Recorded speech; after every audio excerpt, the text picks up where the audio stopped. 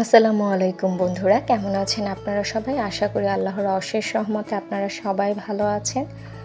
তো আপনাদের অর্ডারকৃত সেই খাসিয়াপাড়ার ব্লগটি আজকে আমি আপনাদের সাথে শেয়ার করছি। খুবই দুঃখিত যে অনেকটা দেরি, মানে অনেক দেরি করে ফেলেছি বিষয়টির জন্য। আমি খুবই দুঃখিত। এর মধ্যেও আমি কয়েকটা ব্লগ পোস্ট করেছি, বাট এই ব্লগটি আর পোস্ট করা হয়নি। আসলে বিভিন্ন অসুস্থতা এবং পারিবারিক ঝামেলার কারণে এতদিন পোস্ট করা হয়নি। তো বাকি কথা না বলে আমরা এখন ব্লগের দিকে চলে যাই। তো এই তো আমরা খাসিয়াপাড়ার জন্য একটি ইলেকট্রিক ভ্যান ভাড়া করে চলে যাচ্ছিলাম। এখানে রিক্সা তেমন নেই, অটো আর এই ভ্যানগুলোই থাকে।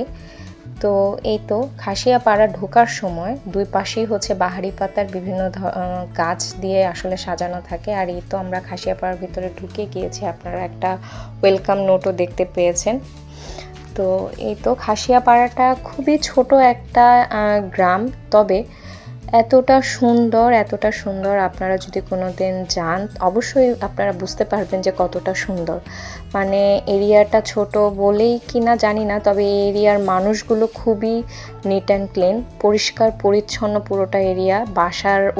বাড়ির উঠোন থেকে শুরু করে রাস্তাঘাট এবং পাতা, ওই যে বললাম রাস্তার দুপাশে হচ্ছে গিয়ে বাহারি পাতা দিয়ে সাজানো থাকে।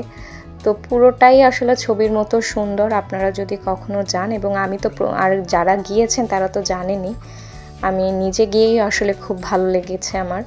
তো এই যে খাসিয়াপাড়ার যে বাড়িগুলো আপনারা দেখতে পাচ্ছেন, খাসিয়াপাড়ার প্রত্যেকটা বাড়ি আসলে হচ্ছে গ্রাউন্ড ফ্লোর এদের ফাঁকা থাকে, এবং ফার্স্ট ফ্লোর থেকে ওরা আসলে ওদের থাকার জন্য ঘর তৈরি করে, এবং সিঁড়ি আছে আপনারা দেখতে পাচ্ছেন। তো বাড়িগুলো খুব বিভিন্ন রং, মানে কালারফুল বাড়ি। প্রত্যেকটা বাড়ি বিভিন্ন রং, সবুজ, নীল, বেগুনি, এরকম বিভিন্ন কালার দিয়ে তারপর সুন্দর করে রং করা আছে। আসলে ছবির মতো লাগছিল, বাড়িগুলো সুন্দর, খুবই সুন্দর লেগেছে।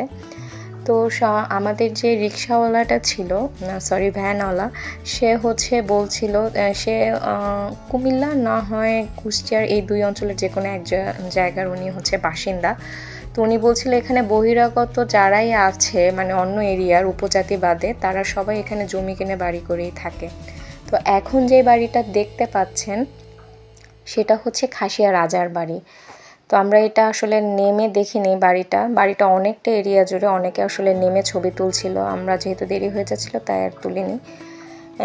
তো এখান থেকে ভিডিওতে যতটুকু দেখতে পাচ্ছেন ততটুকুই, এভাবেই আমরা দেখেছি। তো এখন আমরা ভ্যান থেকে নেমে গিয়েছি এবং একটি চা বাগানের দিকে এগোচ্ছি। আর এই চা বাগানে যাওয়ার পথেও রাস্তার দুপাশে হচ্ছে গিয়ে বড় বড় গাছে পান গাছ ছিল, বিভিন্ন মশলার গাছ ছিল, গোলমরিচ, এ ধরনের গাছই বেশি পাওয়া যায়। তো আর বাহারি পাতার গাছ দিয়ে তো দু সাইড সাজানোই ছিল। আসলে আমি শীতকালে গিয়ে যতটা খুশি হয়েছি, জানি না অন্য সময় গিয়ে কতটা ভালো লাগবে। যদি আল্লাহ কপালে লেখে তাহলে আমি অন্য সময় সিলেটের এই সৌন্দর্য দেখতে চাই। এই তো আমরা চা বাগানে ঢুকে পড়েছি। এখন আমরা যে চা বাগানটায় ঢুকে পড়েছি, এটা এতটা বড় এরিয়া জুড়ে, আসলে কতটা বড় এই বাগানটা, আসলে যতদূর চোখ যায় ততদূরই। আর এই যে ফুলটা দেখতে পাচ্ছেন, এটা কিন্তু চা গাছের ফুল। আমিও লাইফে ফার্স্ট টাইম দেখেছি, এবং চা গাছের ফলও আমি দেখেছি। ফলটা হয়তো বা ভিডিওতে আসছে না বা ভিডিও করা হয়নি, খুবই দুঃখিত। তবে ফলটাও ছোট একটা সবুজ ফল। আর এই যে এখন আমি একটা 360 ভিউ আপনাদের জন্য করার চেষ্টা করেছি। পুরাটা এরিয়া, কতটা এরিয়া জুড়ে যে এই চা বাগানটা আল্লাহ জানে। তো যাই হোক, যেহেতু শীতের সময় আমরা গিয়েছিলাম এই জানুয়ারি মাসে, তো সব গাছেরই আসলে মাথা বা ডাল কেটে দেওয়া হয়েছে বর্ষার জন্য, বর্ষায় নতুন পাতা গজাবে হয়তো বা এজন্য। তো অতটা সুন্দর লাগছে না, তারপরও খারাপ লাগেনি, খুবই ভালো লেগেছে। তবে বর্ষাকালে হয়তো বা আরও বেশি সুন্দর লাগবে আশা করি, এবং অবশ্যই ভালোই লাগবে। তো এখন এই তো আমরা বের হয়ে যাচ্ছি, বেশিক্ষণ ছিলাম না, 20-30 মিনিটের মতোই ছিলাম, তারপর আমরা চলে যাচ্ছি। তো এই তো যাওয়ার পথে এই তো রাস্তার পাশে এই যে জামা কাপড়ের দোকান, চায়ের দোকান, পাহাড়ি বিভিন্ন উপজাতিদের জামা কাপড় পাওয়া যাচ্ছিল, মেয়েদের পোশাক পাওয়া যাচ্ছিল, সালোয়ার কামিজও যাচ্ছিল, খেলনার দোকান, বাচ্চাদের খাবার দাবার, বাদাম, মশলা, এগুলা দোকানগুলোই ছিল আসলে। তো আপনারা যাওয়ার পথেও দেখতে পাবেন, জাফলংয়ে 0 পয়েন্টে আসার সময়ও দেখতে পাবেন এবং খাসিয়াপাড়ার এপারেও আপনারা ঢোকার সময়ও দেখতে পাবেন। এই দোকানগুলো অহরহই পাওয়া যাচ্ছে। যেহেতু কাছাকাছি বর্ডার, তো ইন্ডিয়া থেকে সবাই চোরাই পদ্ধতিতে এখানে এনে বিক্রয় করে। তো এই তো আমরা ভ্যানে উঠে পড়ছি। আর এই যে যাওয়ার সময় আমি এই ফুলটা ছিঁড়েছি, হয়তোবা আপনারা সিলেটের প্রথম ব্লগে এই ফুলটা দেখতে পেয়েছেন। এই ফুলটা যাওয়ার সময় আমাকে ভাইয়া ছিঁড়ে দিয়েছিল। আপনারা যদি এই ফুলটার নাম জেনে থাকেন অবশ্যই আমাকে কমেন্ট করে জানাবেন। আর এই তো আমরা চলে এসেছি। যাওয়ার পথে আমরাও ট্রাই করছিলাম চকলেট কেনার জন্য, তো দেখছিল, আর এই তো চলে যাচ্ছি।